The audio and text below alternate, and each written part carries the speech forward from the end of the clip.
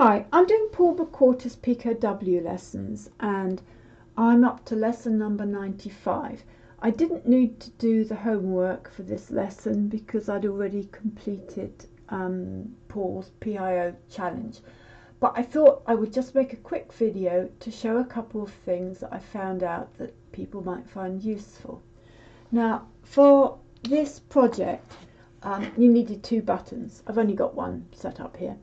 But the general way to do it is you set up your ground rail, which is there, and you put your button there, straddling the ditch, gulch, whatever you call that bit there, and then just have a little jumper wire going from the ground rail to there. In fact, that's bottom right hand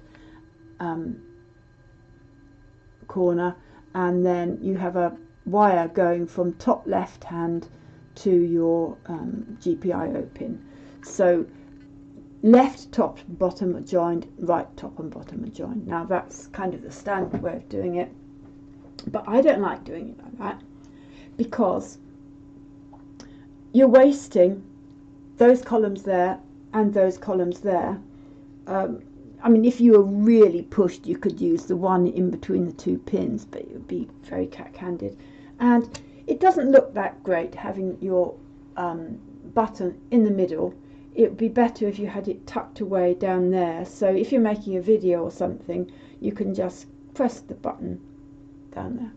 So I thought, can you or could you connect it directly to the ground rail? So there's my button there, and as before, left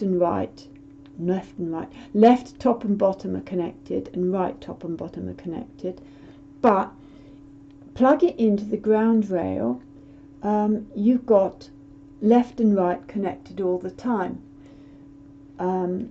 which even if you don't press the button. So what I've done is I've bent out, I've taken one of the legs. I don't know if you can see, it's very difficult to see. Ah, yes, you can see now. I've bent one of the legs out, so only the bottom right goes into the breadboard, and that is just kind of not doing anything. So it means that left and right aren't connected, but the right one is connected to the top left when you press the button, which is wonderful because having it there looks so much better than having it in the middle. Right, that was just my first thing. Now, when Paul's doing his lessons, he's always, and most of the people doing the lessons, I would imagine, are doing the Pico W and the Arduino at the same time. And the problem with that is that you forget the syntax.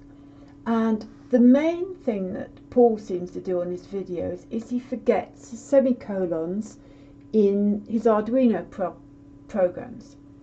And always an error, and you think, oh, no, we don't, but he thinks that's annoying.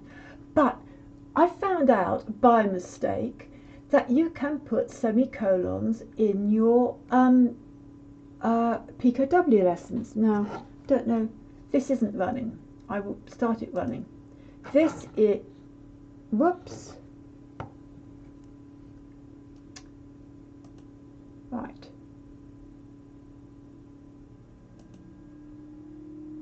It doesn't like that. I'm going to have to unplug and plug in again. Right, that's okay. This is my solution to Paul's PIO challenge. So I will run it, start it running, and press a button. Right, that works perfectly. Stop it. But it doesn't care. You can put semicolons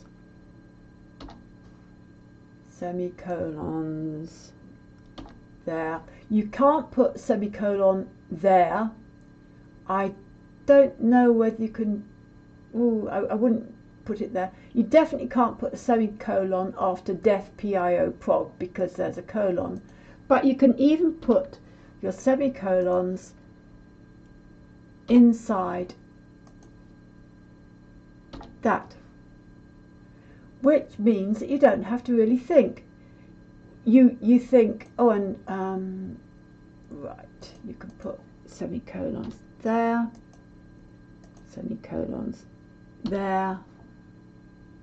Right, that is a plethora of semicolons. I probably made a mistake and I put one somewhere, and it means that you don't need to think. You just put in semicolons. You don't have to think, am I doing Arduino, am I doing MicroPython? No, I will just put in semicolons. So we'll try running this. Right.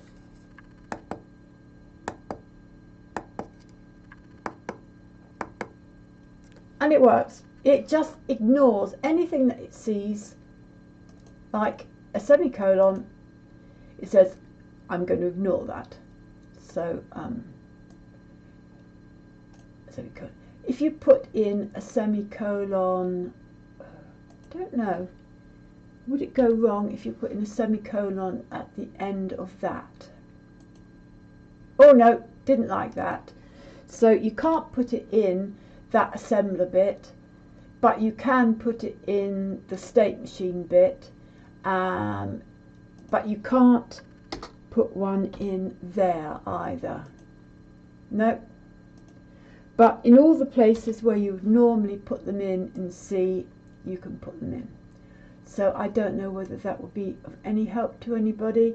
And of course, if you're just doing that while you're doing it, when you've finally finished your program, you can just go edit, find and replace,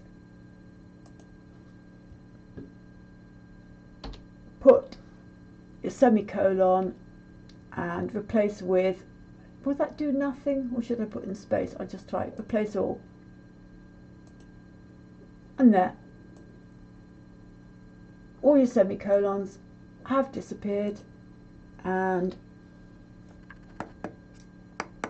the program works perfectly.